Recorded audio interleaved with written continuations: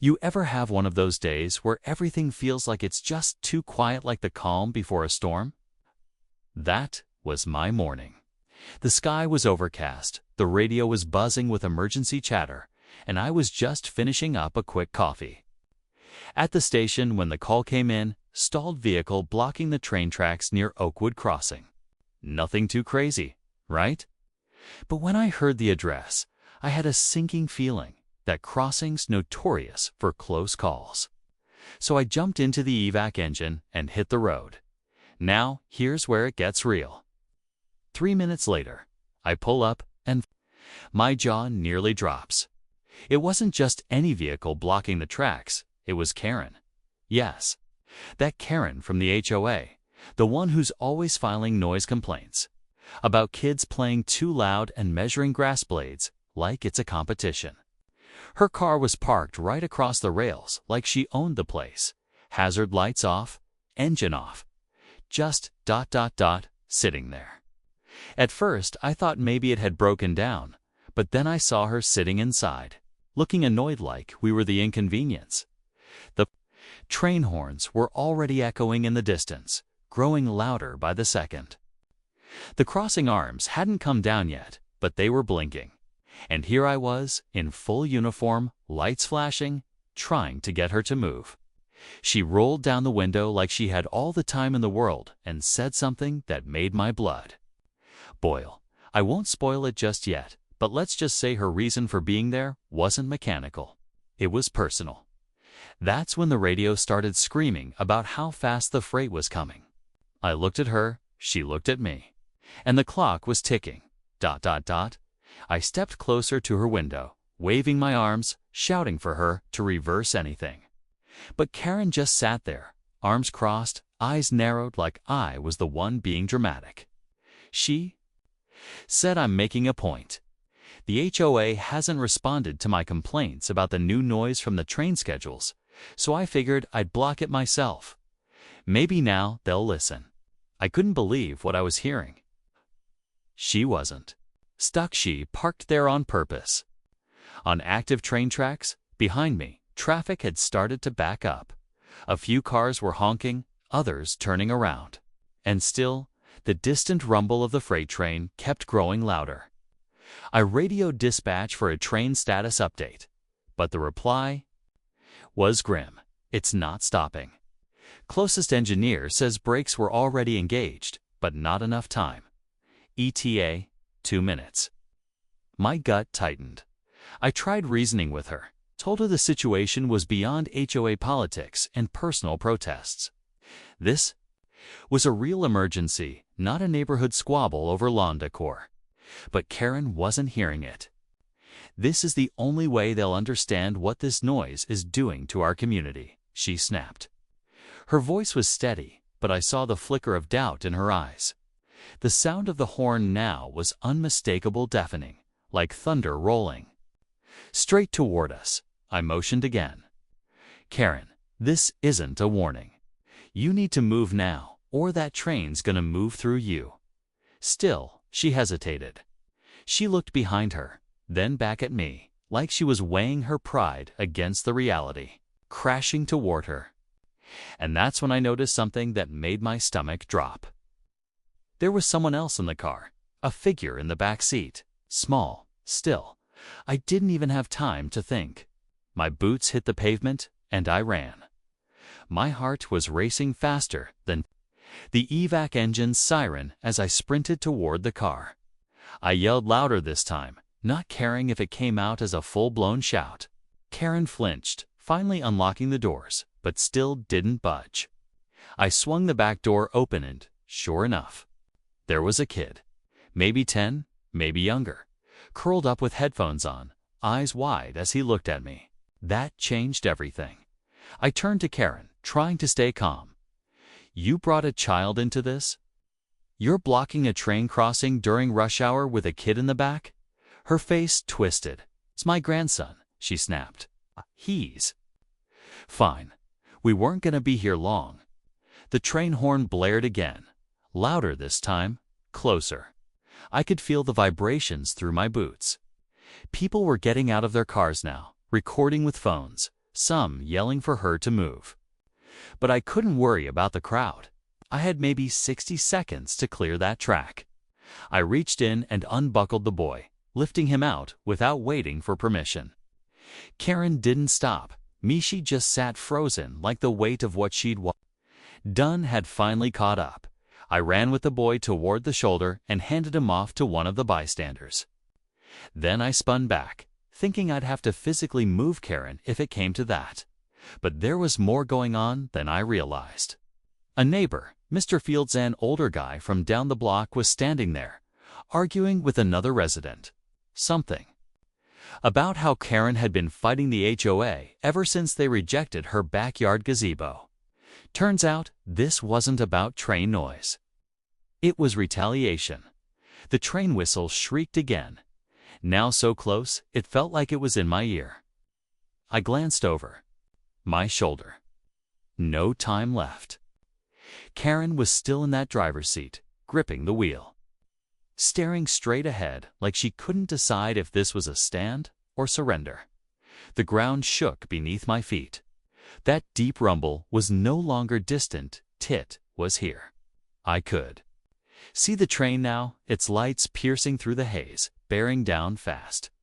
There were maybe 20 seconds left, maybe less. I shouted her name one last time, louder than I thought I could, but Karen didn't move. She looked like she was frozen between shame, fear, and stubbornness, like she couldn't admit she'd gone too far. My mind was spinning. Couldn't believe this was all rooted in a petty feud with the HOA. Her whole protest, her refusal to move it, wasn't just about noise. It was about pride. Her gazebo had been denied, her voice ignored at meetings, and somehow she believed this insane stunt would prove a point. But now she was sitting in a car on train tracks, headlights blaring down, and this wasn't about an HOA rule anymore. This was life or death. Around me, the small crowd had gone quiet. No more phones up, no more arguing. Just a collective tension thick in the air, like everyone was holding their breath, waiting for either disaster or a miracle. I glanced back at the Evac engine, its lights still spinning. The path behind her car still clear, only she'd reverse. That's when I made a move. I took off toward her door again, not thinking, just running. I heard someone behind me yell, "It's too late," but I didn't care. I wasn't about to stand there and watch someone get hurt over a backyard grudge. I reached her door and yanked it open. She flinched, finally snapping out of it. But the train was only seconds away now. The horn screamed. I could feel its speed in the wind that hit my back. And then, just as I grabbed her arm, the front of the train blasted into view. I yanked her arm hard, shouting over the deafening roar of the train barreling toward us. Finally, her body moved jerky. At first, like she was still fighting herself, but her legs unbuckled and she stumbled out of the car just as I pulled. We hit the ground hard, rolling toward the shoulder. The wind pressure from the train hit us like a wall. But the car was still on the tracks, and then the twist came. Just as we scrambled up from the dirt, I spotted a shadow sprinting toward the crossing from the other side. A teenager no more than 16 was running straight for the car. I shouted for him to stop, but he didn't even look back. He darted past the warning arms like they weren't even there. My stomach dropped. He wasn't trying to save the car. He was trying to grab something from it. He must have seen the whole thing from a distance. The kid flung the back door open and dove halfway in as the front of the train was nearly there. I couldn't believe what I was seeing. Karen gasped. "That's Caleb." He left his laptop in the back seat. Of course. Of all things to risk a life for some electronics. I didn't even know what to do. I couldn't reach him in time. The train was so close now, the rails were howling. My boots slipped as I started running again, my body moving on pure adrenaline.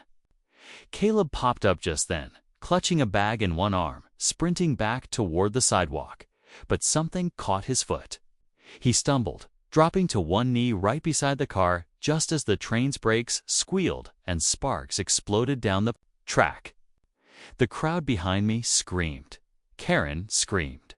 And I kept running, because at that point it didn't matter whose kid he was or what started this whole mess. There was no time left. I reached Caleb just as the train screeched past the edge of the crossing. The force of it was so intense, it felt like the air itself cracked open.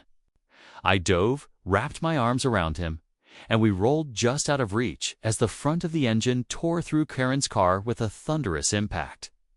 Metal twisted, glass exploded, and the entire vehicle was shoved down the track like it weighed nothing.